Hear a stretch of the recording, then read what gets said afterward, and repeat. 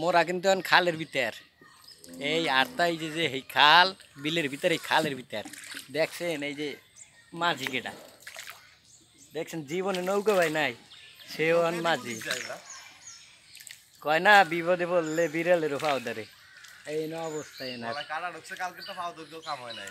আসলে মানুষ বিপদে পড়লে বিড়ালেরও পাও ধরে এটা শ্লোক আছে সেইটাই দেয়। সুদীপ দা আপনি কিছু কবেন আপনার বিপদ সম্পর্কে একটু কন যে কেন আপনার এই যে মাঝি হওয়া লাগলো হঠাৎ থেকে? একটা দুর্ভাগ্য এবং সৌভাগ্য বলা যায়।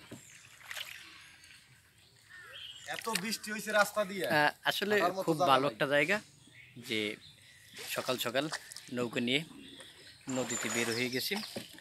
আসলে এর ভিতরে আবার নদীতে প্রচণ্ড কচুরিপানা। আর এই যে আমার ভাই মানে যেটা রেডি হইতে সময় পায় নাই নৌকায় আসবে বলে দেখতে পাচ্ছেন। আবার হাসিটা কি দেখছেন, যে কোনো মানুষ একেবারে মায়ায় পড়ে যাবে, মাঝিতে আবার নৌকাও খোঁচায়। সব শেষ করে লাইছে।